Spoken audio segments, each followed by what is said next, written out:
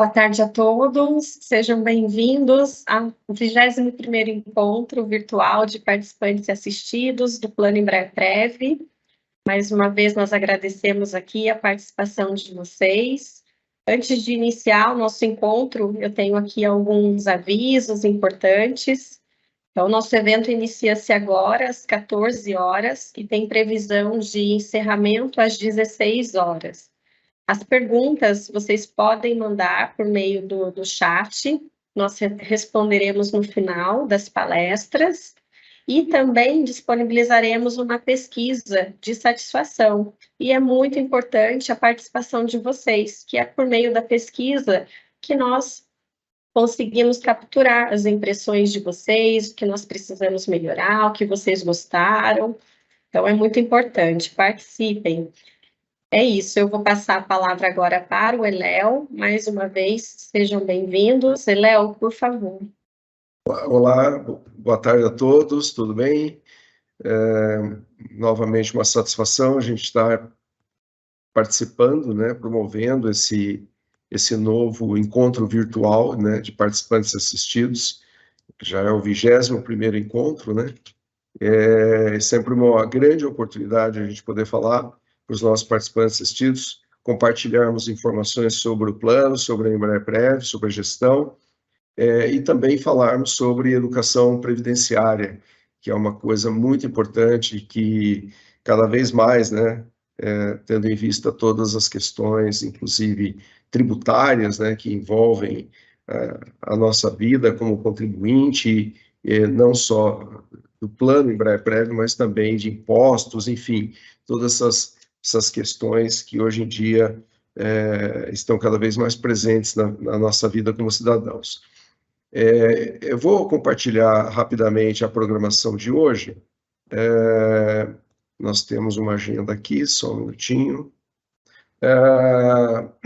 Então, nosso evento, a gente vai contar com uma palestra do Lauro, Cenários e Perspectivas de Mercado. A gente basicamente mantém esse mesmo título, esse mesmo nome de palestra já há muito tempo, até mesmo porque o que mudam são as perspectivas, o que mudam são os cenários, e a gente tem cada vez mais na economia, não só brasileira, mas mundial, bastante dinâmica, muitas nuances e fatores influenciando os rumos da economia. Então é sempre muito importante falar disso. O Lauro vai trazer as experiências dele, as análises, estudos que ele vem fazendo, né? E a gente vai depois falar um pouquinho sobre a visibilidade do plano, explicar, né, um pouquinho sobre o que está acontecendo com o plano Embraer-Prev, e depois disso a gente tem um espaço para perguntas. As perguntas, conforme a Juliana mencionou, são feitas através de chat, né? Mas a gente vai ter oportunidade aí de explorar essas questões que vocês nos apresentarem, tá? A maioria das pessoas já conhece o Lauro já é meio sócio nosso aí, eu digo sócio porque ele já está há bastante tempo conosco e tem uma análise muito isenta, né, de mercado, e a gente gosta disso, né? Mas para quem não conhece, né, o Lauro é formado em administração de empresas, né, é mestre pela International Finance da Glasgow University. Ele foi líder da Mercer no Brasil e fora do Brasil, também no Canadá, né? Atuou como consultor, na verdade, analista de gestão na Mercer em Toronto, no Canadá. Foi professor do IBMEC, da Fundação Getúlio Vargas, da Bovespa, né, da BMF, e é autor de vários livros sobre investimentos e finanças. Atua como palestrante em congressos e seminários, e hoje eu diria até que ele também é um influencer, né, nas redes sociais aí. Não sei se eu posso dizer isso do Lauro, mas eu já passo a palavra para ele, ele já pode confirmar isso para a gente ou não, tá bom? Obrigado, Lauro, a palavra é sua, por favor. Obrigado, Eléo. Boa tarde. É sempre uma satisfação muito grande estar aqui com vocês, já são muitos anos, como o Eléo disse. Eu acho que influencer não, viu, Eléo? Essa coisa é até meio, não sei. até meio complicada. Mas, sem dúvida nenhuma, a gente tenta trazer uma visão de uma forma menos apegada. Eu vejo muitas discussões e as pessoas ficam muito apegados à ideia. Eu acho que o nosso objetivo é procurar ver as coisas como elas são, e entender qual é o impacto disso nos nossos investimentos. E nós vivemos uma época extremamente desafiadora. Eu vou falar um pouco sobre o conflito em Gaza, vou falar um pouco sobre a situação do mundo. A gente ainda tem uma ressaca da Covid, sem dúvida nenhuma, isso é muito claro, e depois vou falar especificamente sobre o Brasil. Eu estou com uma apresentação aqui, espero que vocês estejam enxergando a minha apresentação, e eu vou começar para a gente conceituar um pouco, colocar um pouco essa questão que está acontecendo em Israel e em Gaza, né? Antes da Primeira Guerra Mundial, aquela região era o que nós chamávamos do Império Otomano. E era uma região, que passou por diversas conquistas ao longo dos milhares de anos. Existe uma convivência de cristãos mais recente, né, há cerca de 2.000 anos atrás, né, mais antiga de judeus e muçulmanos, e todos árabes, né? O pessoal está lá há milhares de anos. Mas esse era um mapa da região. A gente tinha uma Transjordânia, né, após a Primeira Guerra Mundial. O que aconteceu é que, depois da Segunda Guerra Mundial, aquela região foi dividida entre Inglaterra e França. E esta região, que era a Transjordânia, ficou a cargo da Inglaterra. E a Inglaterra existia uma proposta na Inglaterra de fazer essa divisão, onde nós temos um Estado árabe, que é o marrom escuro, e vocês percebem aqui a faixa de Gaza, e um Estado judeu, que é o amarelo. Essa era a proposta inicial, mais ou menos dividindo o território com base, né, no que dominava, na religião que dominava naquela região em 47. Mas o que aconteceu é que em 49 foi tomada uma outra decisão. Foi criada a Cisjordânia, que em inglês o pessoal chama de West Bank, né, o lado oriental, e Jerusalém fica bem aqui. Jerusalém foi dividida. E Jerusalém é uma cidade sagrada para 3 religiões, né, o católico, o muçulmano e o judeu. E nós temos aqui Gaza, que é exatamente o problema onde a gente vive. E existe um movimento financiado pelo Irã de separação, independência da Palestina, que nunca ocorreu, e nós temos aí essa situação que perdura desde 1949, essa discussão. Eu não quero julgar quem está certo, quem está errado, até porque é muito difícil dizer isso, mas é uma região que já passou por mais conflitos, inclusive esse pedaço do Egito aqui, uma vez já foi conquistado por Israel. Israel depois devolveu esse pedaço, e nós temos uma região muito complicada, né? Já há mais de 50, há mais de 70 anos que a gente tem essa dificuldade na região. É uma situação, a mim pessoalmente, é uma situação que preocupa muito, porque não é apenas uma guerra por território. Existe uma decisão da ONU, se não me falha a memória, de 2016, onde Israel não poderia aumentar os assentamentos na Cisjordânia. Israel ignorou, mas também uma região que busca autonomias e busca definir uma identidade. Aquela região, como eu disse, né, como tem três culturas, vamos dizer assim, né, fortes ali na região, você tem todo esse conflito cultural que, como eu disse, já vem de centenas de anos. Desde 49, busca-se uma solução sem qualquer acordo. Ou seja, por que eu trago isso? Porque é um acordo difícil de ser feito. Tem 70 anos que busca-se um acordo e até hoje não se chegou a um acordo de como conduzir aquilo, e a grande reclamação dos palestinos é que eles não têm autonomia. Né? Bom, aí aqui é 2016, a ONU aprova essa resolução que impede os assentamentos, mas os assentamentos na Cisjordânia continuaram e vai sempre agravando a situação da região, e o ponto focal é a independência do Estado da Palestina. Se formar um Estado independente palestino, mas, como eu já comentei, sem qualquer encaminhamento.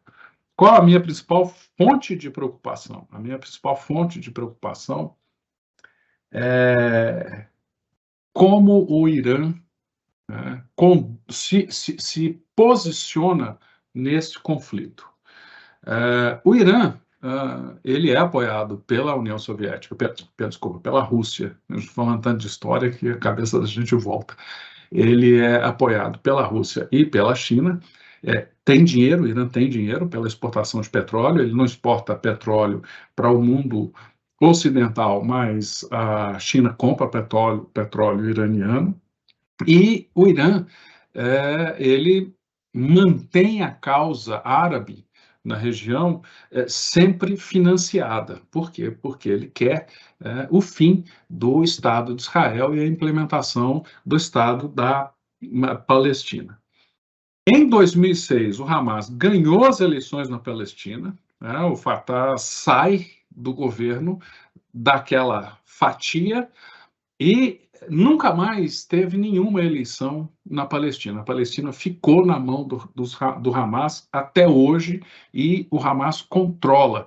E o Hamas vem, desde então, com dinheiro iraniano, se preparando para esse conflito que acontece agora. Se fosse só o Hamas, nós estaríamos, sem dúvida nenhuma. Nossa, eu não tenho palavras para dizer o que a gente vê, coisas horríveis dos dois lados, mas se fosse só o Hamas, a gente podia esperar uma solução, digamos assim, contida naquela região, uma solução dolorosa, que vai, sem dúvida nenhuma, reorganizar todas as forças naquela região, mas um conflito localizado. Né? O problema é o Hezbollah. O Hezbollah é um grupo islâmico baseado no Líbano, apoiado também pelo Irã. O Hezbollah está sempre em guerra, ele lutou várias guerras recentemente, e o Hezbollah acabou virando um partido político dentro do Líbano. Ele ganhou eleições, eles têm representantes no governo libanês, mas só que alguns analistas internacionais preferem chamar o Hezbollah de um Estado dentro de um Estado. E o Hezbollah hoje, ele é tão grande que o exército dele é muito maior do que o exército do Líbano. Então, o poder de mando do Hezbollah na região do Líbano, e voltando, se a gente lembrar do mapa que eu mostrei, é aquela parte norte que está tendo algum conflito, é uma coisa muito grande. Qual o problema do Hezbollah? O Hezbollah tem 150 mil foguetes e mísseis. Dizem que o Hamas tem 20 mil, tinha 20 mil no início da guerra. O Hezbollah tem quase 10 vezes mais. E o Hezbollah tem condição de lançar uma quantidade imensa de mísseis que desestruturaria o Iron Dome, a couraça de aço que é esse sistema de defesa de Israel. Então, se o Hezbollah se posiciona na guerra, nós podemos ter uma mudança radical e muito grande na região. Ou seja, gente, o que eu quero passar para vocês é que o equilíbrio na região é um equilíbrio extremamente delicado. E o Hezbollah tem 100 mil soldados, para vocês terem uma ideia. Israel conta com 300 mil. Sim, Israel é maior do que o Hezbollah, o exército israelense é maior, tem mais poder, tem o apoio dos Estados Unidos, mas não é um exército que se pode ignorar. Então, o posicionamento do Hezbollah é fundamental. O Hezbollah tem uma obrigação de se movimentar, e o que eu leio dos analistas internacionais que eu mais considero assim ponderados, equilibrados, é que eles dizem o seguinte: o Hezbollah ele não pode, até perante a opinião pública árabe, ele não pode não fazer nada, mas ele está tendo o cuidado de fazer o mínimo possível para mostrar alguma presença. Então, isso é muito bom. E hoje nós tivemos uma notícia importantíssima que tem um poder de diminuir a pressão que Israel concordou com o armistício de 4 horas por dia na parte norte de Gaza para fazer a retirada dos civis. Isso demonstra uma mudança. E agora, gente, nesse cenário, qualquer mudança é extremamente relevante. Então, o fato de Israel aceitar um cessar-fogo de 4 horas nos próximos dias, não vai ser um dia só, nos próximos dias, para deslocar a população civil do norte de Gaza, é um fator muito bom, muito bom. Isso traz um pouco mais de alívio na pressão, e com isso a gente entende que o Hezbollah pode capitalizar com isso e dizer, olha, eu consegui alguma coisa e tal. Os Estados Unidos está liderando essa conquista, né, diz que os Estados Unidos que conseguiu fazer pressão a Israel, mas não interessa quem tenha feito, o importante, até para uma questão humanitária, a gente tem que tomar muito cuidado para todas essas informações e tudo isso que a gente tem não nos desumanizar. Essa guerra é extremamente desumanizante, mas a gente tem uma notícia boa. Entretanto, nós vemos que o equilíbrio é extremamente delicado. Mercados globais, então agora vamos falar um pouco como é que a gente está vendo o mundo, né? Aqui eu tenho um gráfico com as taxas de juros. Esse primeiro gráfico aqui da esquerda, quando a gente tem essas linhas, essas cores, e não vamos nos ater a essas linhas, isso não é importante, acima do zero, isso aqui é o seguinte: os governos, eles colocam dinheiro no mercado, ele põe dinheiro na mão das pessoas, das empresas. Então, na Covid, houve um despejo de dinheiro na economia. Hoje, nós já temos um enxugamento de dinheiro, né? E isso faz com que as empresas e as pessoas tenham menos dinheiro para gastar, isso segura a inflação. Então, é exatamente por causa disso que a gente vê essa mudança. Só o Japão, que é um caso extra, né, que ainda tem mais dinheiro jogado na economia, mas o Japão é pequeno, e a gente vê aqui no gráfico da direita, a taxa de juros japonesa é ínfima perto da média de taxa de juros dos outros países. A taxa de juros japonesa ainda está praticamente zero, e nós vemos aqui a taxa de juros dos Estados Unidos, a mais alta, do Banco Europeu, do Banco da Inglaterra, a verde, e do Banco Europeu, a azul, e a gente já percebe uma tendência na queda de taxa de juros. Essas linhas pontilhadas aqui é o que os investidores estão apostando que vai acontecer, ou seja, tem gente colocando dinheiro que as taxas de juros vão diminuir. Isso nos dá uma maior tranquilidade, que nós realmente, né, do ponto de vista macroeconômico mundial, a gente entra numa situação, né, de mais tranquilidade. Entretanto, vale comentar que as taxas de juros ainda ficam muito altas. Se a gente for pensar, né, que a gente vem de taxas de juros baixíssimas, para a média mundial, a gente ainda tem taxas de juros altas, né? Isso faz com que a economia cresça menos, né? Segura o crescimento da economia.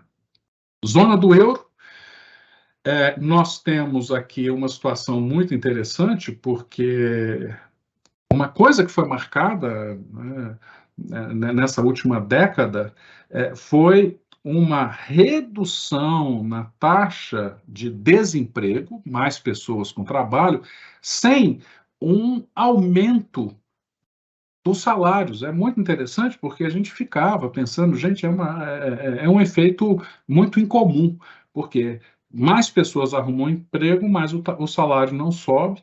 E aí, quando nós tivemos aqui, né, Covid, houve uma mudança, mas as taxas de desemprego continuam caindo e o salário continua subindo. Isto é inflacionário. O custo dos salários é inflacionário, então na Europa ainda existe uma inflação, digamos assim, pressionando, mas as análises nos indicam que essa pressão inflacionária interna da Europa, ela deve diminuir, e aqui nós temos, mais uma vez, a aposta dos investidores com relação à expectativa para a inflação. Então, a gente vê que nós tivemos um aumento da expectativa de inflação, só que a coisa começa a se estabilizar, né? Então, isso é um negócio bem interessante. Aqui, gastos do governo, os governos tiveram que gastar muito na crise da Covid, e a expectativa é que esses gastos também se equilibrem, menos gastos do governo, menos compra, menos demanda, menos inflação. Então, gente, olhando a Europa e olhando as taxas de juros, nós teríamos tudo para entrar numa fase do ciclo econômico mais tranquila, né, boa para as ações e tudo. Então, olhando única e exclusivamente desse ponto de vista. É claro que nós temos que esperar o efeito dessa guerra para a gente saber como essas coisas evoluem. É muito cedo para qualquer prognóstico, né, infelizmente. A inflação na zona do euro, como eu disse, caiu bastante, né, muito. Houve uma queda significativa, e a expectativa é que ela se estabilize na casa dos 2%. PIB é natural, taxas de juros altas, uma população muito empregada, não tem mais muito como crescer, porque não tem nem gente para trabalhar. Nós já tivemos um terceiro trimestre na Europa de crescimento negativo. Não é ruim isso, digamos assim, é um sinal de que as coisas começam a buscar um equilíbrio. Então, nesse ponto específico, de uma forma geral, a gente fala, puxa vida, né, está encolhendo a Europa. Nesse ponto específico, não é uma coisa muito ruim. China, gente, China eu sempre falo isso aqui, China é uma grande incógnita. O país está desacelerando, não tem a menor dúvida. Nós temos aqui um crescimento chinês médio de mais de 10%, aqui a gente tem em 2009, mas se a gente pegar um histórico maior, né, nós tivemos um crescimento pequeno. Esse ano, a gente tem um crescimento de 5,5%. O chinês está gastando menos, né, está tomando menos dinheiro emprestado, o que é bom, porque a população chinesa estava muito alavancada, com muito empréstimo, principalmente empréstimo imobiliário, né, e os depósitos estão diminuindo, diminui a alavancagem. Isso é uma coisa boa.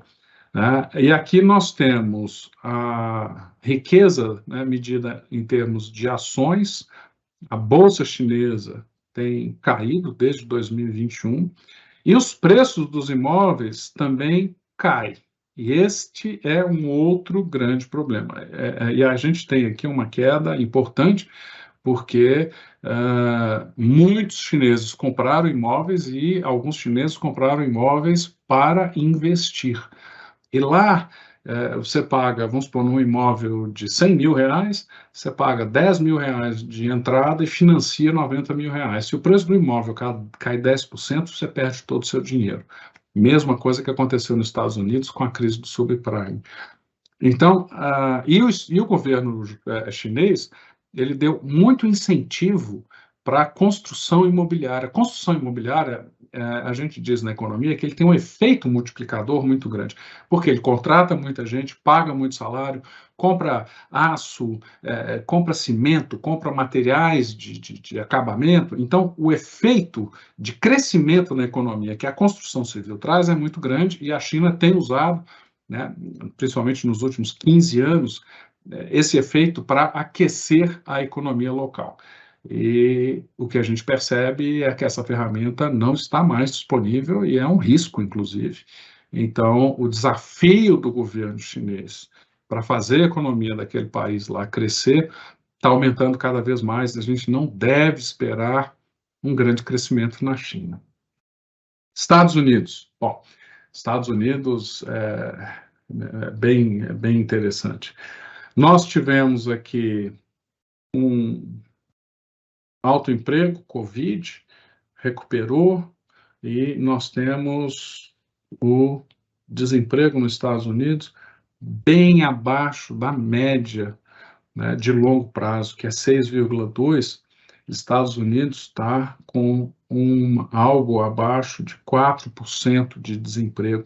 Agora, lá, diferente da Europa, os salários não cresceram tanto. Tá? Isso traz também um pouco de tranquilidade, porque reflete na inflação. Tá? O núcleo, que é o que os bancos centrais mais olham, é quando a gente tira da inflação o preço de petróleo e de alimentos, que são preços mais difíceis de controlar. Inclusive, só para mencionar, o preço do petróleo está se comportando super bem diante dessa crise toda lá em Gaza, o medo de todo mundo, o Estreito de Hormuz, onde muitos navios com petróleo passam, que seja fechado, e aí o preço do petróleo explode, é um problema sério. Mas também temos boas informações dos Estados Unidos aqui, com inflação reduzindo. Essa semana, nós tivemos mais boas notícias do Banco Central americano, dizendo que eles acreditam que não vai precisar aumentar mais a taxa de juros. Isso traz um alívio para todo mundo. Inflação, ela deu uma subida agora, recentemente, lá nos Estados Unidos, mas a tendência geral é uma tendência de queda. Chegou a 9,1%, gente, nos Estados Unidos isso é uma montanha de inflação. Está em 3,7%, muito alta, mas as expectativas dos investidores, né, que inclusive apostam na inflação, é que essa inflação nos Estados Unidos ela seja comportada e de médio e longo prazo ela retorne para casa dos 2%. Juros, a inflação caindo, a gente tem uma queda nos juros. Essa aqui, a azul, é a estimativa do governo americano, e a verde é a estimativa dos investidores, né? Como os investidores estão apostando. Uma queda forte, né? Uma queda bem importante. Tomara que a gente perceba isso, né? PIB dos Estados Unidos, o PIB dos Estados Unidos veio fortíssimo no último trimestre, surpreendeu todo mundo, e é interessante porque a China cresce pouco, a Europa cresce pouco, os Estados Unidos cresceu forte. Apesar disso, voltar aqui o slide, a inflação cresceu, obviamente, economia mais forte, tem mais gente comprando, mas o crescimento não foi tão grande. Espera-se que esse número não se repita, até porque, com esse esforço de guerra agora, o governo americano vai tomar mais endividamento, a situação do governo americano fica mais delicada. Muito cedo para a gente falar a respeito disso, mas a gente está atento e, oportunamente, a gente faz comentários a respeito, né? Brasil, agora a gente olha um pouco aqui para a nossa realidade. Tivemos um período de taxa de juros altíssimo no Brasil, uma inflação em queda, uma taxa de juros muito alta. Tivemos cortes aqui da taxa de juros, agora está em 12,5%. Segundo os analistas, que eu gosto muito, eles dizem que poderia ter sido um corte maior se não fosse o conflito na faixa de Gaza. Esse conflito na faixa de Gaza fez com que o Comitê de Política Monetária ficasse mais retraído, mais precavido, mas o prognóstico é muito bom, e essa semana também tivemos notícias de que a expectativa do Banco Central é continuar os cortes e a gente, tendo uma inflação comportada, a gente ter essa taxa de juros continuando o movimento de queda, e os movimentos têm sido de 0,5%, como eu disse, poderia ter sido maior, mas a gente teve um movimento de 0,5%.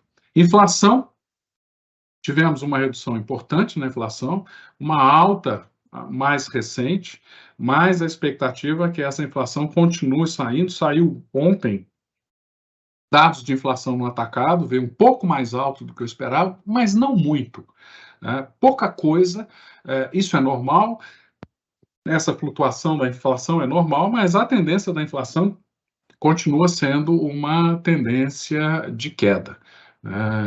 Isso vai nos trazer mais tranquilidade, principalmente se a gente comparar com o cenário global, que existe uma tendência global de redução da inflação, isso nos traz um pouco mais de tranquilidade. Nós temos aqui o comportamento da taxa de juros, desculpa, da taxa de desemprego, né, e a inflação de serviços.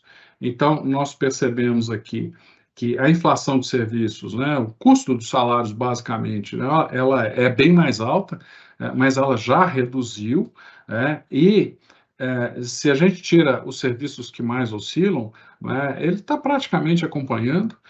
Nós temos uma situação um pouco melhor, até analisando essa questão dos serviços. O IPCA, uma grande parte do IPCA é puxado pelos serviços, e aqui a gente tem criação líquida de empregos. Eu vejo esses dados de criação de empregos com muito cuidado, porque a gente tem algumas características da coleta dessa informação. A gente tem muito mais gente trabalhando que não trabalha com carteira assinada, então o número não é exatamente esse, mas isso aqui é a quantidade de pessoas com carteira assinada.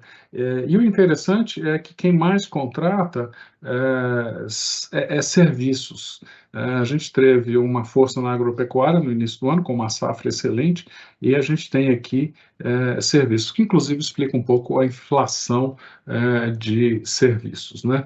Mas, mantendo essa criação de emprego, é uma coisa boa para a economia brasileira, né? Isso nos tira o risco de uma recessão, coloca mais dinheiro na mão do povo, só que a gente não gostaria de ver mais crescimentos mais fortes. Isso aí poderia realimentar a inflação.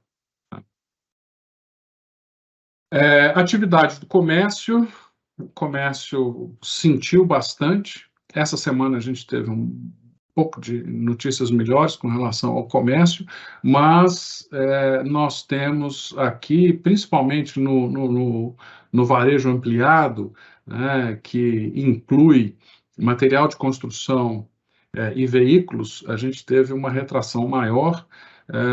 Mais uma vez, faz sentido nesse quadro que a gente vive, e o ideal é a gente ver essa parte de serviços se estabilizando e as pessoas comprando mais roupa, carro, e a queda na demanda de material de construção era esperada. Durante a Covid houve uma explosão no consumo de material de construção, muita gente reformando, muita gente construindo. Então, mais uma vez, a situação está dentro do quadro que a gente espera.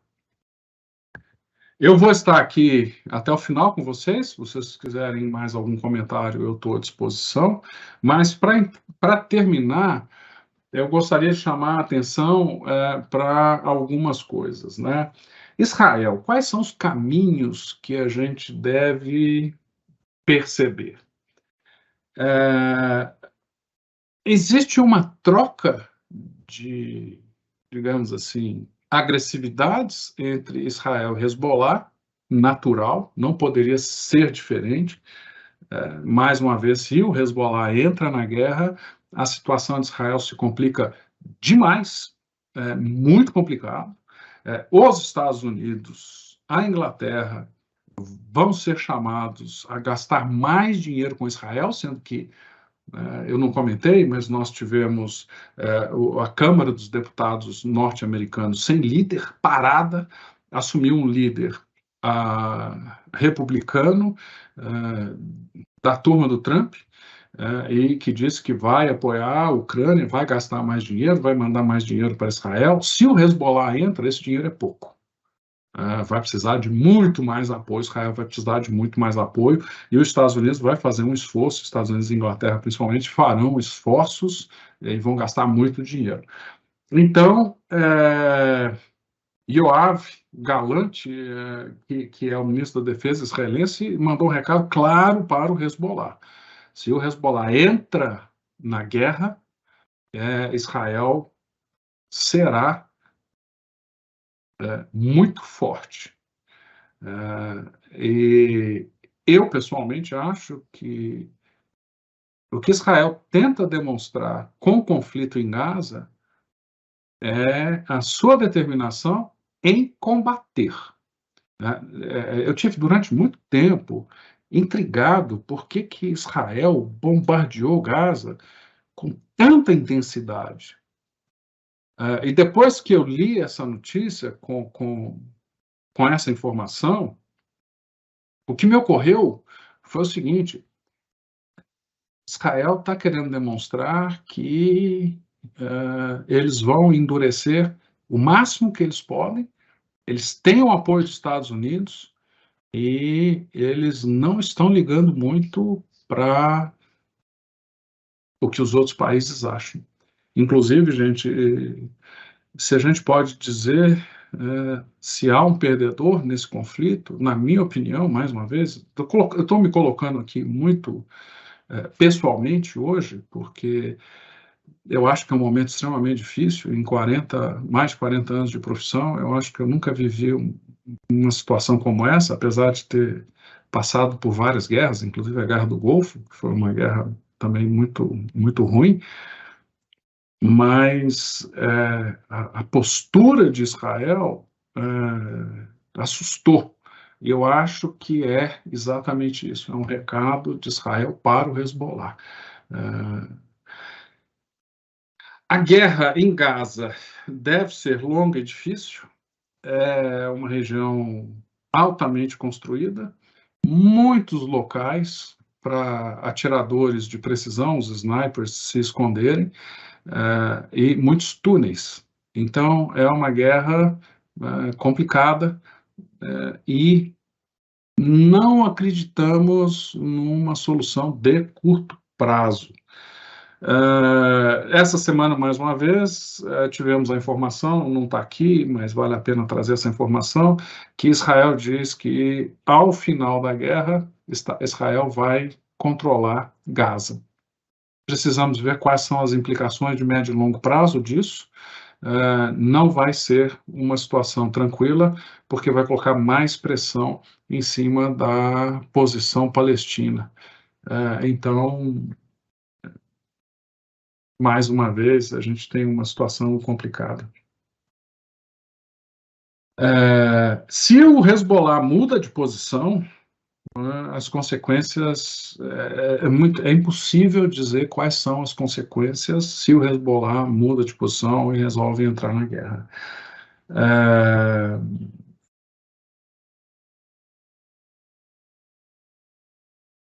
Tanto com ou sem o Hezbollah, é muito difícil nós dizermos qual é a situação palestina. Isso é indefinido e, mais uma vez, gente, agora eu vou colocar a minha opinião, nós teremos tensão e pressão na região.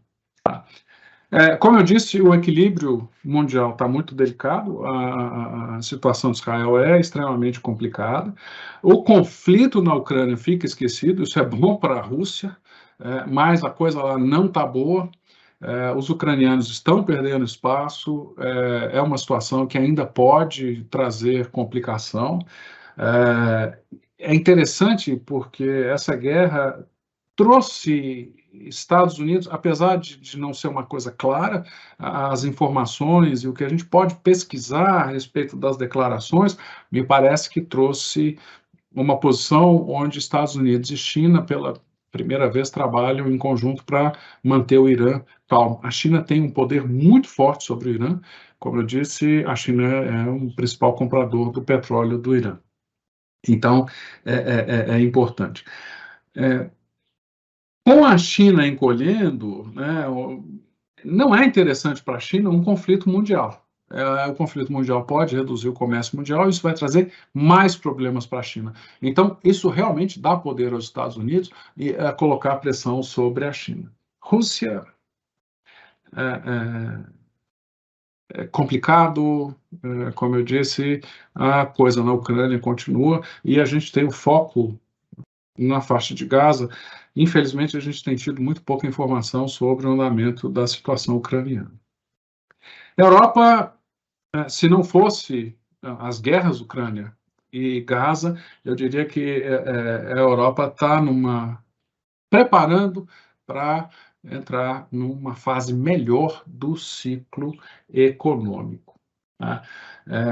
China, eu já comentei bastante, a minha preocupação pessoal é com o mercado imobiliário chinês. Estados Unidos, a economia dos Estados Unidos surpreendentemente forte, mercado de trabalho muito aquecido. A inflação, apesar disso, a gente viu que os salários não estão com pressão inflacionária, isso está ajudando a baixar a taxa de juros. Já falei sobre a taxa de juros, tivemos até boas notícias essa semana, e a liderança da Câmara dos Deputados, já comentei também. Brasil. Essa semana, nós tivemos uma tendência de alta, uma melhora no mercado brasileiro, justificado, queda de taxa de juros, e ontem nós tivemos a aprovação da reforma tributária. Não está aqui, mas é importante falar. A reforma tributária foi aprovada no Senado, vai voltar para a Câmara. É uma reforma tributária boa, sem dúvida nenhuma. O sistema tributário brasileiro é péssimo e coloca estados um contra os outros. Isso vai acabar. Agora, nós vemos a influência, né, dos grupos de interesse dentro do Congresso, principalmente no Senado, e nós tivemos muitas exceções. Então, uma coisa que era para vir muito simples, acabou vindo complicada, mas é melhor do que o que a gente tem hoje. Os investidores comemoraram, a alta da Bolsa reflete isso. O problema é que Lula disse que não terá o déficit zero o ano que vem, a equipe do governo está desesperada, o Congresso já disse que vai buscar o déficit zero, deu uma acalmada também, ajudou. Semana passada foi uma semana muito tensa por causa dessa declaração de Lula. E é uma coisa interessante, gente, porque governo nenhum quer gastar menos, até muito pelo contrário. Todos os governos querem gastar mais. O governo gastando, ele vai gerar emprego, vai gerar crescimento, e isso traz ganhos políticos. E o problema é que o governo fica 4 anos, então ele está mirando os próximos 4 anos e ele quer terminar o mandato dele em alta aprovação, com a população feliz, e aí ele se reelege, e ele mesmo cria o problema para ele, né? E qual é o problema? O governo brasileiro está muito endividado, foi feita uma dívida justificada durante a Covid, tinha que fazer essa dívida mesmo, só que o que o investidor, principalmente o investidor internacional, vê é o seguinte: uma hora essa conta tem que ser paga. E ela só é paga através de arrecadar mais impostos. Arrecadar impostos ou pelo crescimento ou por aumento de imposto, que é uma outra coisa que o governo nenhum quer fazer, aumento de imposto. E o crescimento é difícil. Então, a gente fica num ciclo vicioso, né? E o governo acaba tendo que gastar mais. E o Lula tem muita experiência, ele sabe que o ano que vem é um ano importante para o governo dele, e ele precisa dar um aumento nos gastos para gerar mais emprego, para gerar mais bem-estar na população. Então, mais uma vez, é o político influenciando o econômico. Do ponto de vista econômico, o que os investidores querem ver é um governo preocupado que essa dívida terá que ser paga algum dia, dando claros sinais de que existe essa preocupação. Então, nós temos isso que paira sobre a gente. Eu tenho mais informações aqui, se a gente precisar, a gente pode consultar, mas o meu recado é esse. Resumo: se não tivéssemos a guerra, sem dúvida nenhuma, poderíamos estar comemorando o fim de um ciclo que foi iniciado na Covid, mas, infelizmente, eu vejo um equilíbrio muito tênue, né? Então é isso, pessoal. Muito obrigado mais uma vez por me convidar. É uma satisfação muito grande estar aqui com vocês. Obrigada, Lauro, pela sua apresentação, pela sua participação aqui conosco, sempre bem-vindo. E agora eu vou passar a palavra para o Eléo, para que a gente faça a apresentação da visibilidade. Eléo, por favor. Então vamos lá. Bom, a gente usa sempre esse mesmo roteiro, né? Um roteiro que visa até trazer uma familiaridade, né, com os números da Embraer-Prev e vocês poderem ter comparabilidade, né? Vocês poderem comparar os números dos encontros anteriores, né, com o atual. Então, a gente tem aqui o patrimônio do plano Embraer-Prev. O patrimônio do plano Embraer-Prev hoje atingiu, né, a marca de 4,5 bilhões de reais, um número bastante emblemático, né? Inclusive, se a gente comparar dentro do contexto do segmento de fundos de pensão no Brasil, a Embraer-Prev tem crescido em patrimônio muito mais, inclusive, que outras entidades de previdência, tem se destacado e compondo aí o grupo das grandes entidades de previdência complementar no Brasil, tá? Assim como o patrimônio, nosso quadro de participantes assistidos tem evoluído. Durante a pandemia, nós tivemos uma pequena redução desse quadro, ou até mesmo, podemos dizer, uma estabilização, né? Isso aconteceu, essa rotatividade dentro das empresas aconteceu com muitas empresas de mercado, não somente com a Embraer. Mesmo assim, essa rotatividade que hoje ela já voltou a uma normalidade, ela propiciou, inclusive, por incrível que pareça, um aumento no quadro de participantes assistidos, porque os novos empregados aderindo ao plano e os empregados que, de alguma maneira, assim, fizeram uma transição de carreira, foram trabalhar em outras empresas, enfim, de alguma maneira também se mantiveram no plano. Então, ou seja, a gente tem aí realmente com isso um crescimento nesse quadro. Não obstante o número de participantes ter sido e assistidos ter crescido, a gente ainda continua um plano bastante jovem, apenas 10% da população total é de assistidos, ou seja, daqueles participantes que já iniciaram o recebimento do benefício, e isso significa que o plano ainda tem muito a crescer, eu falo sempre isso, porque é verdade, né? O plano, ele tende a crescer com futuras contribuições, porque a grande maioria ainda é participante que está em fase de acumulação de recursos. Então, a gente deve ter um plano cada vez mais representativo dentro desse cenário que eu descrevi inicialmente, tá? A adesão ao plano, ela caiu um pouco, né, em relação à adesão que a gente tinha antes da pandemia, isso é natural. Hoje a gente tem uma distribuição dos empregados geograficamente espalhados pelo Brasil todo. É muito mais difícil, né, a gente ter contato com pessoas que não estão tão próximas e poder apresentar com mais qualidade as características e benefícios do plano. Mas isso é uma situação que a gente entende também bastante temporária. A gente já vê sinais de recuperação em relação a esse número, e mesmo assim a gente está falando de um número bastante significativo dentro do cenário brasileiro, tá? A gente tem um esforço muito grande de estar próximo dos participantes assistidos. A gente estabelece vários canais de atendimento, por meio do 0800, por meio do canal Fale Conosco, que é por e-mail, por meio da assistente virtual, o atendimento presencial que nós temos hoje em São José dos Campos, mas aos poucos a gente está retomando também nas unidades, principalmente as principais unidades de atendimento da empresa, né, de trabalho, nos principais sites, né, de trabalho da patrocinadora. Enfim, a gente disponibiliza muitas vezes o trabalho, o atendimento por meio de videoconferência, né, pelo Teams, pelo Zoom, enfim, pelos canais que a gente tem disponibilidade de utilizar para fazer videoconferência, ou seja, atendimento remoto. Ou seja, o nosso objetivo é estar próximo dos participantes e assistidos, inclusive por e-mail também, mandando comunicados. A gente vai falar na sequência sobre a importância, inclusive, da atualização cadastral nesse sentido.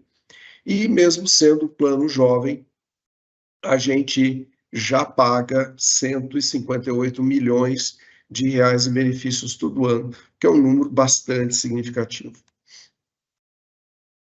Falando sobre investimentos, né, a gente tem uma carteira totalmente focada na proteção do patrimônio. Então, a gente considera a principal alocação é feita em renda fixa, onde a gente tem essa parte verde mais escura, com 72% aproximadamente, e também a parte mais clara, que é a parte de multimercado, com 13,29%. Então, somando isso, a gente dá acima de 85% de alocação de todos os nossos investimentos em ativos de renda fixa, que é uma carteira muito conservadora, ok? Por que isso? Porque a gente acredita que um plano de previdência é um plano que tem um planejamento de muito longo prazo, e aí, para que a gente sobreviva com bons resultados a todas essas instabilidades, né? Lauro acabou de falar para a gente sobre um momento muito difícil, né, da economia que a gente está vivendo, conflitos, né, em várias partes do mundo, de alguma maneira influenciando fortemente a economia. Então, a gente percebe que o principal segredo, a principal receita de bolo para um plano, para o sucesso de um plano de previdência complementar é manter, primeiro, a proteção do patrimônio previdenciário, mas, sobretudo, estar atento às oportunidades, os segmentos de riscos, né, por meio da diversificação da carteira, como que a gente tem aqui, né? Quem lembra da gente fazendo essas apresentações há alguns anos atrás, a gente tinha uma pizza com poucas cores, né? Isso significa que a gente tinha pouca diversificação. Hoje a gente investe em diversos segmentos e isso, obviamente, traz um maior conforto, uma diluição de risco e busca de oportunidades nos diversos segmentos de investimento.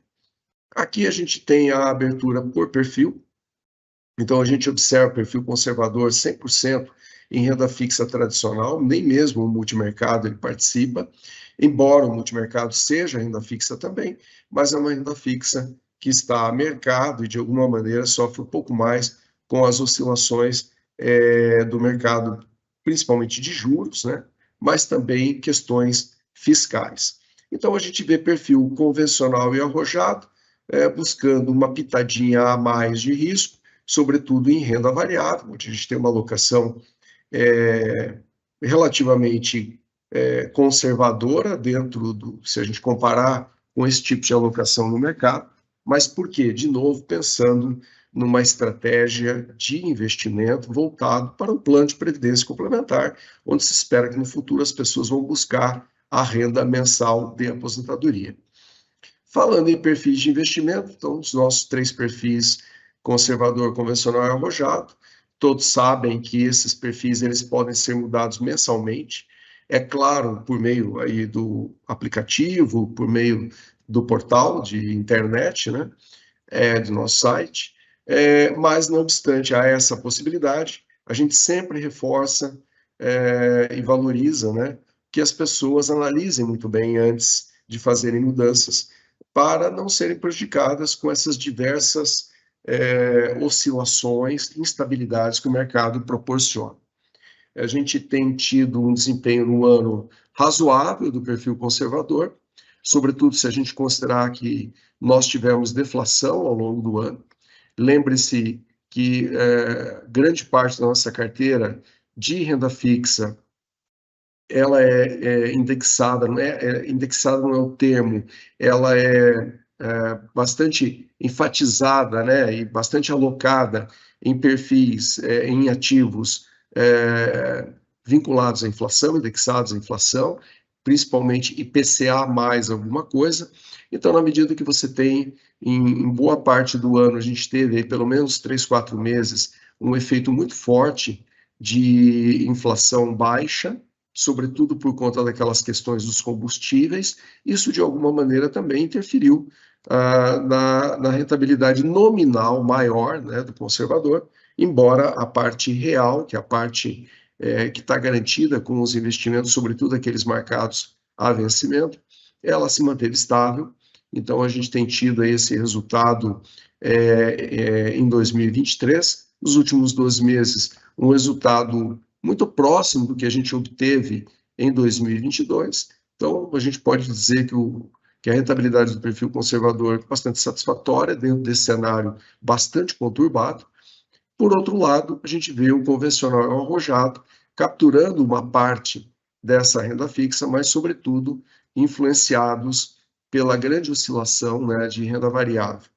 Então, a renda variável tem sido bastante instável esse ano, o que a gente chama de volatilidade, muita volatilidade no mercado, influenciados principalmente por a questão, no caso do Brasil, da política fiscal, né, que a gente espera agora, com essa aprovação da reforma tributária e também com uma discussão mais positiva dessa questão da meta fiscal do governo, que a gente tenha uma maior estabilidade.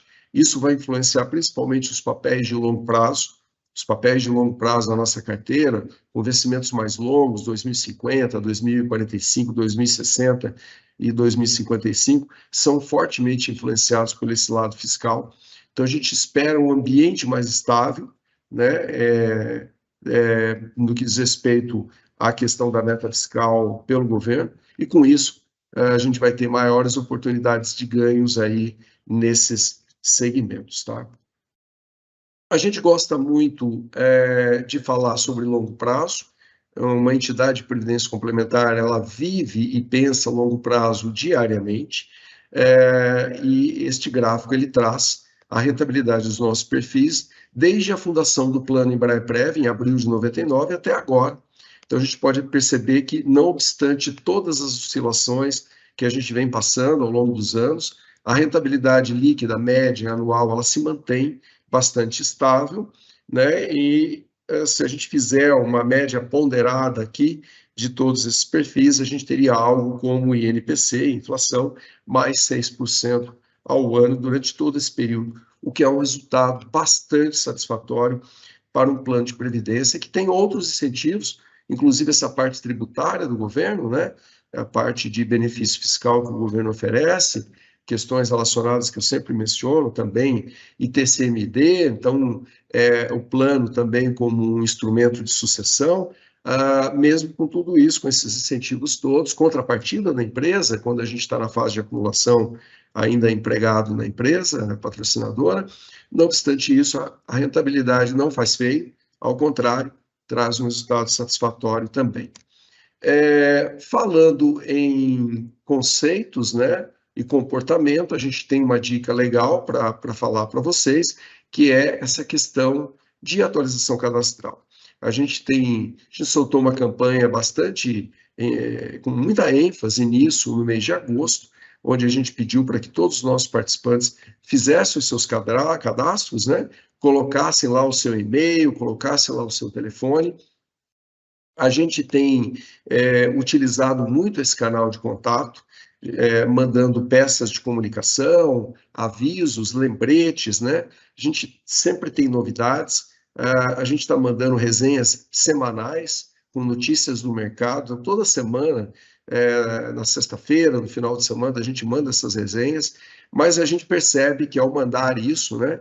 Juliana sempre avisa a gente, muita coisa volta, e-mails ainda errados, ou às vezes a pessoa ainda não cadastrou o e-mail, ou ele está incorreto, enfim, então tudo isso de alguma maneira prejudica a eficiência desse canal. A gente quer chegar mais próximo de todos os nossos participantes assistidos, então essa questão cadastral, ela para nós é fundamental, né? Uma vez por mês a gente manda o Embraer-Prev Você, com notícias e resultados do mês, quando a gente manda o relatório anual, também os convites para as lives como essa que a gente está fazendo agora, campanhas, né, de atualização ou alguma coisa, por exemplo, neste momento a gente está com a campanha aberta da contribuição extraordinária, que eu acho que é o próximo item que a gente vai falar, do abono anual para quem é assistido, tudo isso a gente faz por meio de um marketing ativo, né, positivo, utilizando o e-mail, e, obviamente, em alguns casos também utilizando o telefone por meio das nossas notificações via app. Então, é super importante que vocês, de alguma maneira, mantenham esse cadastro atualizado, tá?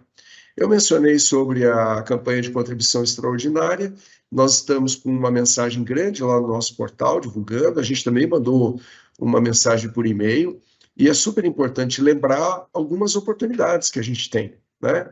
Então, por exemplo, quem fizer uma contribuição extraordinária por meio de depósito único até o dia 20 de dezembro, né, vai ter a oportunidade de considerar isso, desde que essa contribuição esteja dentro do limite de até 12% da renda bruta anual, ela vai poder entrar abatendo a base de cálculo do imposto de renda, e isso é um benefício fiscal extraordinário, né? O assistido pode fazer a mesma coisa, nosso aposentado, também até o dia 20 de dezembro, a gente não chama de contribuição extra, chama de contribuição de assistido, mas no fundo é a mesma coisa, né? O benefício fiscal é o mesmo. Então, é uma belíssima oportunidade de a gente reduzir imposto de renda. Muita gente me diz que pagou, né, ou teve uma restituição menor, ou pagou imposto de renda a maior, e muitas vezes não faz a conta daquele cálculo do benefício fiscal que o governo, por meio da Receita Federal, disponibiliza aos contribuintes, que é poder abater até 12% da sua renda bruta anual, por meio de uma contribuição extra ao plano Embraer-Prev. Então, isso é uma realidade, né? Mas muitas vezes as pessoas, a gente acaba esquecendo, né? É muita coisa que acontece, sobretudo no final do ano. Então, a gente está aqui basicamente para dar esse recadinho. Quem está ainda na ativa, trabalhando na patrocinadora, tem ainda uma outra oportunidade, que é fazer uma contribuição, autorizar, né, por meio de desconto em folha, de uma contribuição na folha de 13º salário. 13º salário, como eu já expliquei algumas outras vezes, ele não é considerado renda tributável, é considerado uma renda sujeita à tributação exclusivamente na fonte, por isso a contribuição ela não pode ser feita por meio de depósito único, ela tem que ser feita obrigatoriamente por meio de desconto na folha do 13º. Então, a autorização para isso também tem que chegar para nós, no caso, até o dia 30 de novembro, tá? E, por fim, quem faz contribuições extras para complementar o 12%, quem já está no limite de contribuição normal mensal de 8% ao plano e quer chegar no 12%, muitas vezes faz essa diferença de 4%, já autorizando desconto mensal. Então, quem quiser já autorizar esses descontos mensais durante o ano de 2024, já pode também preencher esse mesmo formulário que é de depósito único, ele serve para isso também, já podem mandar isso para a gente. Tem muita gente, cada ano que passa, o número de pessoas que faz esse tipo de autorização é maior, e são pessoas que, obviamente, quando começam a fazer esse tipo de dedução, nunca mais param, porque elas veem o efeito importante que dá de diminuição do imposto de renda na declaração de ajuste anual. Bem, o que eu tinha para falar era isso. Agradeço aí pela oportunidade e tempo aí de poder estar falando novamente para vocês. E aí, Juliano, devolvo a palavra para você para eventuais perguntas, tá bom? Obrigada, Léo. Temos uma pergunta para o Eléu, para Embraer-Prev. Qual o impacto do aumento da taxa de juros nos Estados Unidos para a renda fixa no Brasil? Olha, aí o maior especialista nisso é o Lauro. Eu vou me atrever a dar um pitaco e depois eu passo para o Lauro arredondar aí, tá? Na verdade, né, gente, a gente está brincando sobre esse assunto porque a gente poderia pensar, poxa, eu trabalho no Brasil, eu vivo no Brasil, eu faço meus investimentos exclusivamente no Brasil, eu invisto numa bolsa brasileira, eu invisto num plano de previdência no Brasil, né? O que a gente tem a ver com a taxa de juros americana? Não basta já as dificuldades que a gente tem com a nossa taxa de juros, a Selic aqui no Brasil, e todas essas influências que ela exerce na economia, né? O fato é que cada vez mais a gente vive, né, uma economia globalizada. As trocas internacionais, né, de serviços, de mercadorias, isso é uma realidade. O efeito também da moeda dominante no planeta, que é o dólar, continua sendo o dólar, né, embora algumas tentativas de mudar isso com outras moedas, mas continua exercendo um papel importantíssimo, né, na economia dos países de uma maneira geral. Então, isso tudo, falar, por exemplo, que os Estados Unidos vai aumentar a taxa de juros, sem dúvida nenhuma, mexe com os mercados do mundo todo. Primeiro porque a gente sabe que a economia americana é uma economia estável, uma economia sólida, e na medida em que ela tem todas essas características, em geral, os investimentos, a atração de investimentos que ocorre de dinheiro externo para a economia americana, ela é estável na medida em que você tem uma taxa de juros mais baixa, que é o que aconteceu, né, até bem pouco, muito pouco tempo atrás. Falava-se numa taxa de juros de 2%, 2,25%, né, já como uma coisa alta, né? A economia americana era normal ter uma taxa de 0,25, 0,55%. Então, você investir num país como esse, você, de alguma maneira, se você quer obter uma rentabilidade maior, muitas vezes você tem que assumir mais riscos investindo em outros países, como o Brasil, por exemplo, que é um país emergente. Então, falar que uma economia de baixo risco está pagando juros mais altos por conta da elevação da taxa de juros americanas, por exemplo, pelo Fed, é um excelente atrativo para dinheiro externo, inclusive dinheiro que estava no Brasil, né, fluxo estrangeiro de dinheiro de volta à economia americana. Então, isso estou dando um exemplo de como isso acontece e que tipo de influência é exercida sobre a nossa economia aqui no Brasil, mas também tem o dólar, né? O dólar ficando em função dessa oscilação de juros, uma eventual precificação do dólar em relação a outras moedas tem um efeito também multiplicador e importante sobre as demais economias. Então, não obstante isso, a essas questões, esses dois exemplos que eu mencionei, você tem outros fatores também, mas que aí eu vou deixar até para o Lauro eventualmente comentar, mas o fato é que no primeiro momento que a gente vê uma notícia do Fed anunciando um aumento de juros nos Estados Unidos, ou uma perspectiva de aumento de juros nos Estados Unidos, você tem uma reprecificação de curva de juros aqui no Brasil quase que imediatamente, porque sabe-se que, de alguma maneira, você vai ter um efeito danoso sobre a economia com essa notícia. E aí, o que acontece quando você tem curva de juros abrindo, como a gente chama, né? Ou seja, se valorizando no Brasil? Você tem, para as pessoas que têm posições investidas em ativos, sobretudo indexados à inflação e que, de alguma maneira, capturam esse efeito de juros de mercado, você tem uma perda, uma desvalorização, mesmo que momentânea, mas você tem uma desvalorização. E isso é o que tem ocorrido desde o início do ano, né? A gente tem vivido essa realidade e a gente percebe, vocês podem perceber, inclusive nos informativos que a gente publica todo mês, explicações sobre juros nos Estados Unidos, juros na Europa, né? Influenciando de alguma maneira os juros também no Brasil, a economia no Brasil, inclusive a bolsa no Brasil, né? Então, esse efeito ele é importante, sim, e a gente precisa ficar atento cada vez mais a isso. As boas notícias, que a gente sempre fala, serão quando a gente tiver uma estabilidade. Laura acabou de dar uma perspectiva para a gente de que pode ser que os juros americanos se estabilizem, foi um anúncio recente aí do Fed.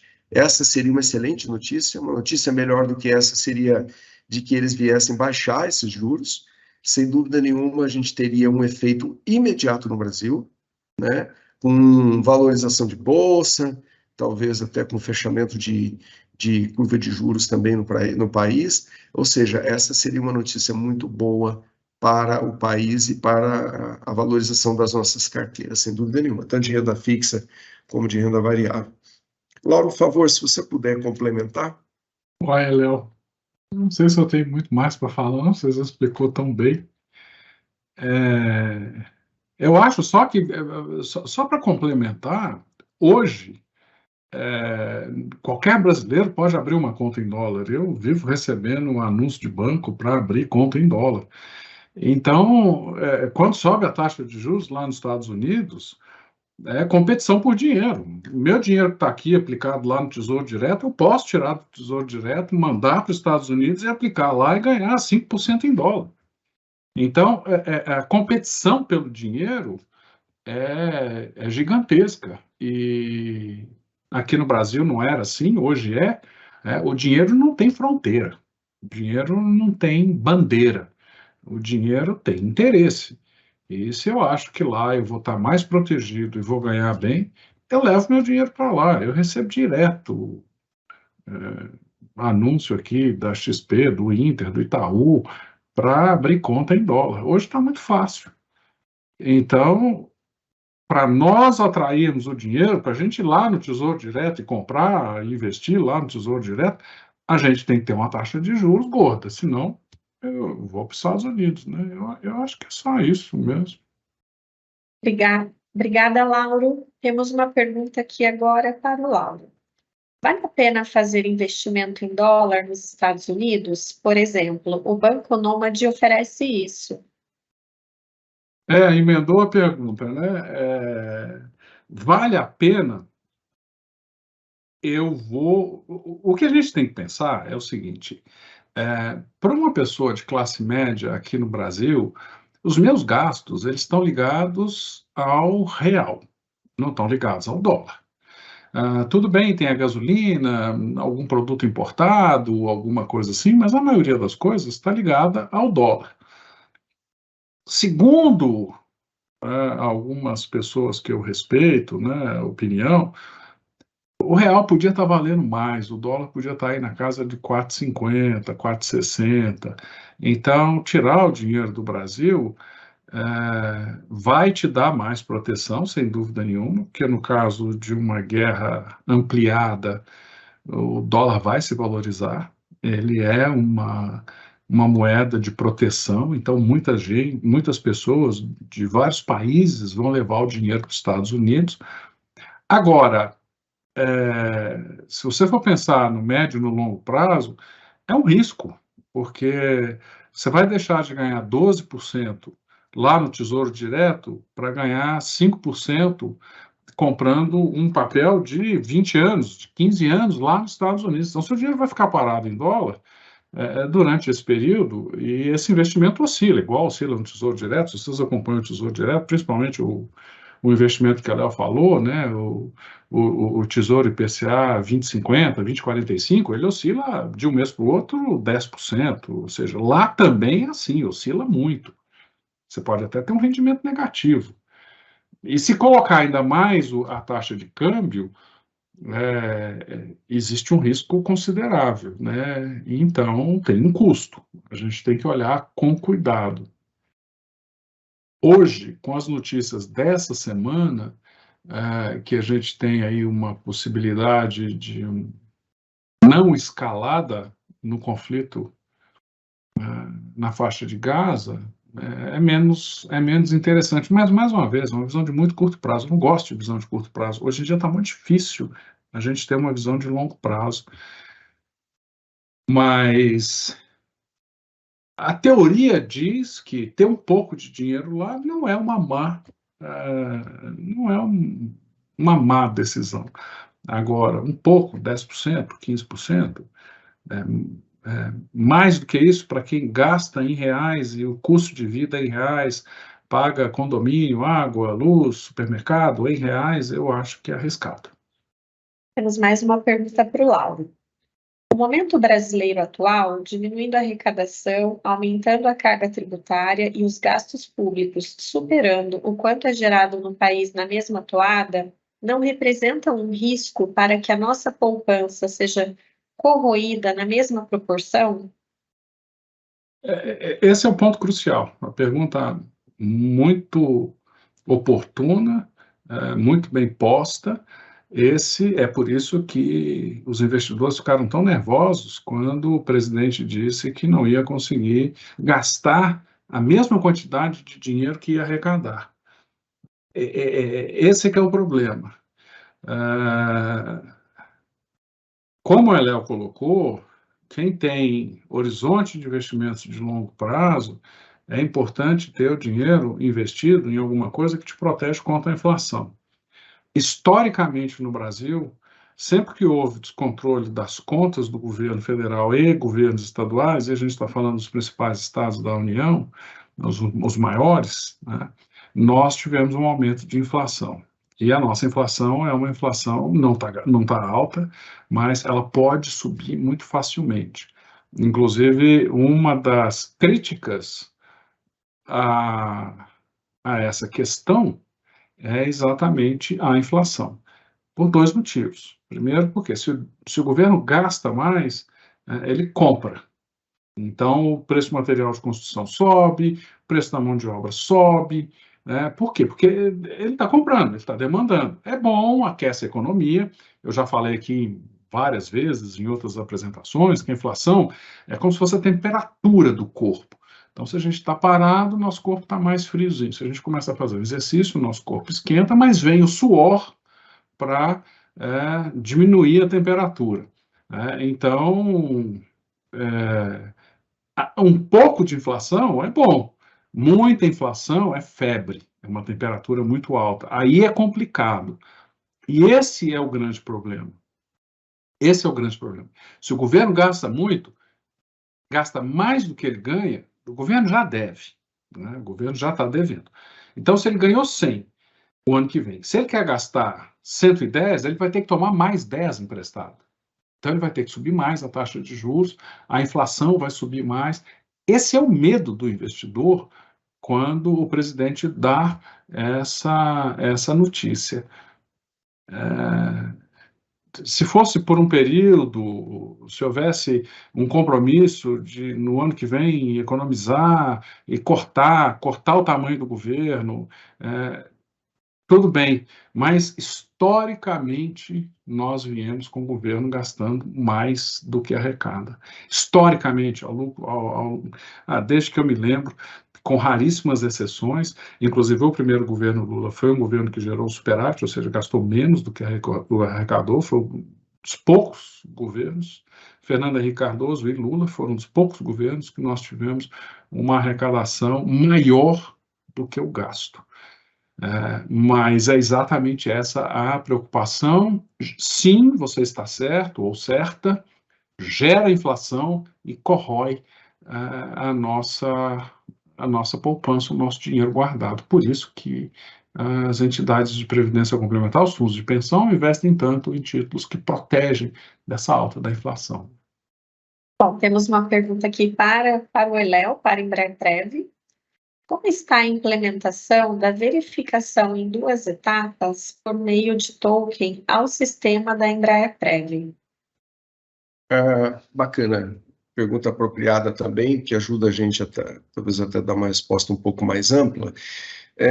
A gente tem investido muito em tecnologia, né? A gente sabe como a tecnologia hoje ele é um diferencial importante, né?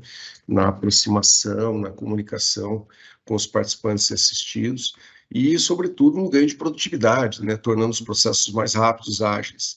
A gente tem investido bastante, a gente mexeu em vários processos, nessas campanhas mesmas, né, que eram realizadas de alteração aí de percentual de contribuição, de alteração de perfil, de alteração até do próprio benefício, que eram realizadas inicialmente a cada 3 anos, depois a cada 6 meses, agora são mensais. Isso exigiu um esforço bastante grande, uma mudança de processo, mas a gente sabe como é difícil hoje também a gente ter à disposição recursos de tecnologia da informação, né? A própria patrocinadora investe muito nisso, e mesmo assim a gente vê a dificuldade que é pela escassez de recursos e pela velocidade, né, com que essas tecnologias mudam. A gente vem discutindo já há bastante tempo dotar o acesso à Embraer-Prev de um módulo de segurança maior no acesso, né? Então, uma das questões que a gente avaliou foi esse acesso em dupla verificação. Isso já é bastante usado no mercado, mas a gente ainda tem um grupo relativamente grande de participantes, né, que tem alguma dificuldade de usar essas ferramentas. A gente vê isso no dia a dia por e-mails no nosso canal Fale Conosco, então a gente está tendo bastante cuidado em preparar o ambiente para essas mudanças, tá? Então, o que a gente está fazendo? No mês de agosto, a gente soltou uma campanha pedindo aí o recadastramento, acabei de mencionar, inclusive, na apresentação, pedindo o recadastramento de todo mundo, né, cadastrando e-mails, telefones, para que a gente possa ter esse acesso facilitado e permita a gente implementar uma nova ferramenta. Então, Nós ainda não batemos o martelo, mas muito provavelmente, se nós não tivermos uma resposta já esse ano, no início do próximo ano, a gente já deve ter uma resposta da tecnologia e que a gente vai implementar. E, obviamente, para isso, esse cadastramento todo que a gente pediu, ele é fundamental.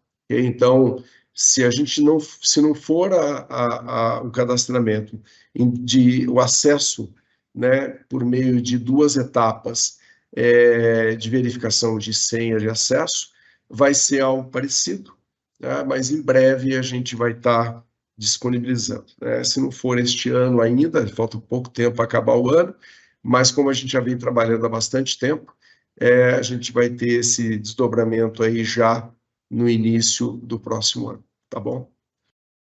Temos mais uma pergunta aqui para o Lauro. Complementando, o compromisso de déficit zero era para o ano que vem, mas já está sendo estourado em 23 e prevendo manter o estouro e desgoverno em 2024. Acredita no risco dos dados não serem condizentes com a realidade? A inflação sentida e paga hoje é maior do que a medida e declarada, pois a cesta consumida é diferente. Convênio e escola para os filhos sobem acima do declarado e reconhecido. Bom, a gente tem aí alguns pontos, mais uma vez, importantes tocados, né? O primeiro ponto é o seguinte: os dados no Brasil, eles são muito confiáveis. Eles são auditados, e os bancos, a FGV, existe um acompanhamento. E hoje seria difícil você ter alguma maquiagem nesses dados. Então, e a gente trabalha com essa confiabilidade dos dados, até porque a gente tem muitos dados de inflação distintos, medidos. A classe média tem uma inflação diferente, sem o menor ponto de dúvida, e você colocou aí 2 pontos importantes: o plano de saúde. A inflação médica é uma inflação realmente muito complicada, muito maior do que a inflação média, e nós temos as escolas também que têm um reajuste muito diferente do reajuste da inflação. Então, a única ferramenta que nós temos é a inflação mais geral do governo, que é o IPCA. Então, para fins de investimento, a gente não tem outra inflação. Então, nós estamos amarrados. É uma proteção contra a inflação geral e você está super correto ou correta em dizer que a inflação para nós, classe média, ela é maior e é diferente. Mas, infelizmente, nós não temos uma solução para isso, né? Com relação ao déficit, esse ano, os investidores meio que colocaram na conta esse déficit. A arrecadação foi um pouco pior, deve fechar um ano um pouco pior do que o esperado, mas o investidor, né, ele entende que o governo faz, ou ele pede para o governo fazer melhores esforços, e que a arrecadação, no final das contas, né, é influenciada por um monte de coisas. Então, esse ano a gente deve ter uma arrecadação menor, isso vai aumentar o gasto, né, vamos colocar nesses termos mais simples, né, o gasto não coberto por impostos maior. Teoricamente, um governo muito duro, com a responsabilidade de gastos, se ele percebe que a arrecadação está vindo menor, ele reduz os gastos. Aqui no Brasil, a gente tem uma dificuldade gigantesca para fazer isso, porque, no final das contas, o controle sobre o dinheiro que o governo tem é muito pequeno. Então, nós temos, por lei, né, o direcionamento dos impostos, uma quantidade fixa direcionada dos impostos para saúde, educação, segurança, e o governo não tem muito como mexer. Então, isso traz mais um complicador. que é o seguinte: se a gente gasta 2% a mais, o governo tem que cortar no gasto que a gente chama de gasto discricionário, no gasto que ele tem a discrição, que ele pode dizer, não, eu não vou gastar isso, ele tem que cortar 10%, 15%. Então, o nosso sistema é um sistema muito amarrado. Isso traz mais nervosismo para o investidor, porque nosso sistema é um sistema difícil de você economizar. A expectativa era que a reforma tributária fosse melhorar isso, fosse ajudar. Saiu, como eu disse, né, melhor do que não ter saído, mas não foi aquela reforma ideal, e o governo vai acabar arrecadando menos no ano que vem, não tem dúvida, porque o lobby em cima do Senado Federal foi muito grande, e ele acabou cortando imposto, cortando uma coisa que, infelizmente, né, é o que falta, e isso vai colocar o governo federal, o ano que vem, numa situação mais complicada. Isso explica o nervosismo do mercado semana passada. Bom, chegamos ao fim do nosso 21º encontro virtual de participantes assistidos. Nós agradecemos a participação do Lauro mais uma vez, agradecemos ao Eléo e agradecemos a todos vocês pela participação. Muito obrigada e uma boa tarde a todos.